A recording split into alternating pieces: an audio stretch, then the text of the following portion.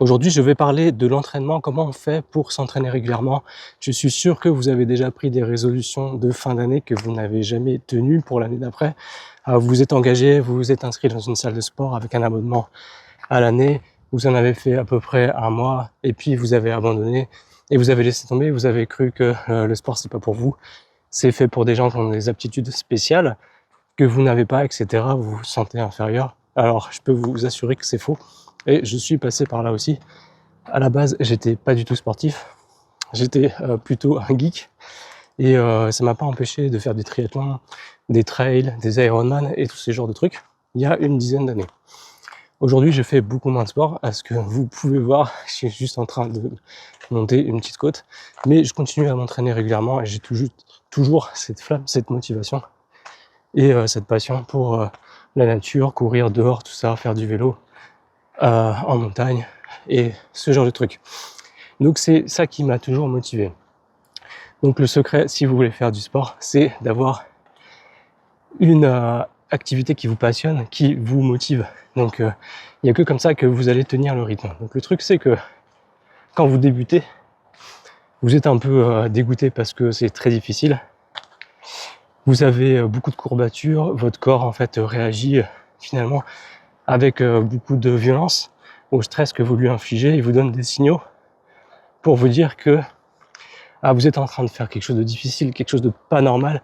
Il vous donne des signaux qu'il faut interpréter, qu'il faut ignorer en fait. Et il faut continuer, il faut persévérer. Et c'est dommage que beaucoup de gens abandonnent en fait le premier mois parce que c'est après ça que ça commence à être beaucoup plus facile et beaucoup plus plaisant. Et ce qu'il faut savoir, c'est que dans le sport, dans l'entraînement, vous avez une courbe de progression qui est très rapide au début et qui est beaucoup plus lente après. Donc tous les plus gros progrès que vous allez faire, ils se font durant les 3 premiers mois de votre entraînement, après une longue phase soit d'inactivité parce que vous êtes arrêté tout ça de vous entraîner ou juste simplement parce que vous vous êtes jamais entraîné du tout. Donc c'est comme ça que ça marche. Donc l'entraînement sportif en fait, pour être en forme physiquement, il faut faire de l'exercice en permanence. Vous ne pouvez pas vous permettre de vous arrêter pendant de longues périodes. Donc de longues périodes, ça commence même à partir de 3-4 semaines. Si vous prenez l'habitude de vous entraîner de façon hebdomadaire 3 à 4 fois par semaine, et que vous faites ça pendant plusieurs mois, vous allez tout de suite voir de très gros progrès. Si vous continuez, eh bien, votre corps va s'habituer au stress que vous lui infligez, etc. Et sur une longue période, eh bien, vous allez avoir une très bonne condition physique, etc. Mais quand vous vous arrêtez, eh bien, vous allez perdre très vite.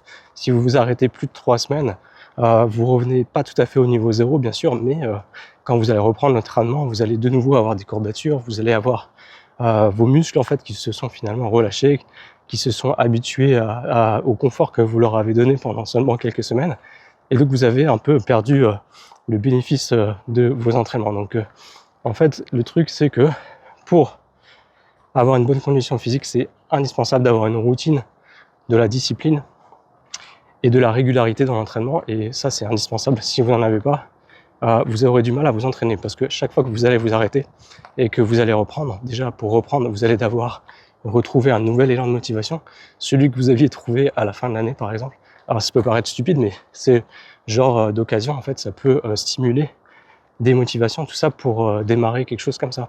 Et quand vous vous arrêtez, vous n'avez plus cette motivation, vous n'allez pas recommencer, vous allez abandonner.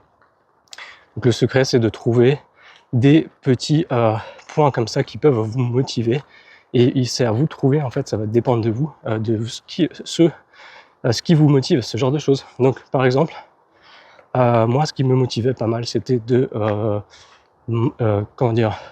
faire des compétitions.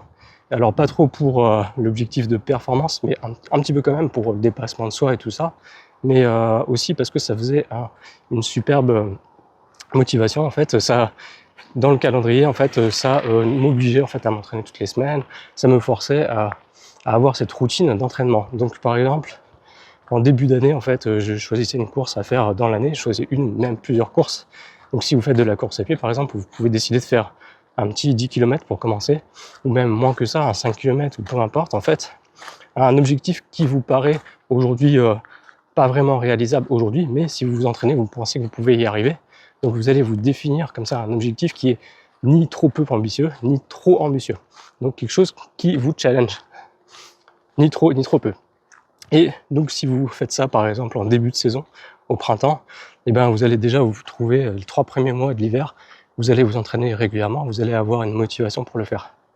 Donc ça, c'est un très bon moyen de se motiver.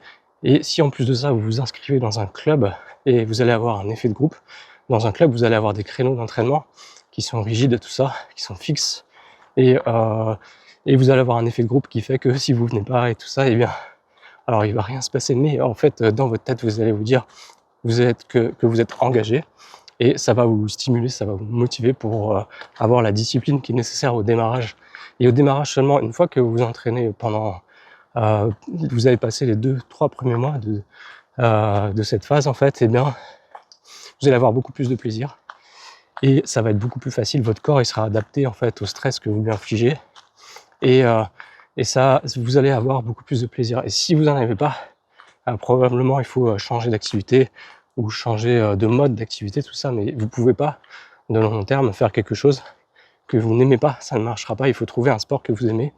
Alors si vous préférez faire de la salle, moi j'aime pas la salle, mais si vous préférez, faites-en. Si vous préférez faire de la musculation, faites de la musculation. Si vous préférez l'endurance, faites de l'endurance. Comme moi, je fais essentiellement de l'endurance. Je supporte pas les salles de musculation, tout ça, ça m'ennuie. Alors j'aime bien faire de la musculation, mais je me vois pas faire ça en fait. De façon hebdomadaire, ça marche pas.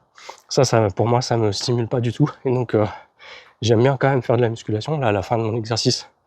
D'abord qu'en fait, quand je vais arrêter la vidéo, je vais continuer à rentrer en courant et puis je vais faire quelques pompes, tout ça, pour avoir quand même un petit peu d'exercice anaérobique. Je pense que c'est quand même important, même quand on fait que de l'endurance. Sinon, en fait, on développe que le cardio et c'est pas très complet. Donc voilà mes conseils en fait. Si vous débutez, vous dites pas que c'est pas pour vous, que c'est pas possible, quel que soit votre âge. Même si vous êtes jeune, si vous êtes dans la quarantaine ou même plus vieux que ça, vous pouvez commencer en fait à vous entraîner régulièrement à n'importe quel âge.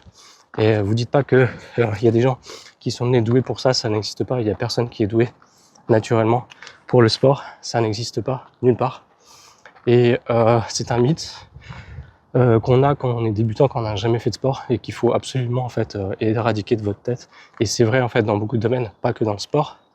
C'est vrai dans le travail, c'est vrai dans plein de choses. Donc il y a des gens qui vont avoir des capacités dans leur patrimoine génétique, tout ça, ils vont avoir des capacités naturelles quand même, qui vont les aider. Mais s'ils s'entraînent pas, ils pourront pas être bons, ils vont avoir les mêmes problèmes que vous, ils seront peut-être plus performants quand ils vont s'entraîner. Mais voilà, le point commun en fait de tous les athlètes, amateurs ou professionnels, eh bien, c'est qu'ils s'entraînent tout le temps. Alors évidemment, ils ont des périodes de récupération annuelles. Par exemple, si vous entraînez énormément, si vous entraînez 15 heures par semaine, plus de 15 heures par semaine, vous allez avoir besoin de récupérer au moins 3 semaines par an pour relâcher un petit peu tout ça.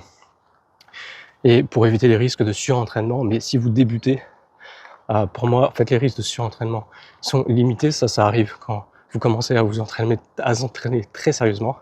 Et c'est un problème en fait de sportifs, de professionnels plutôt, ou d'amateurs chevronnés.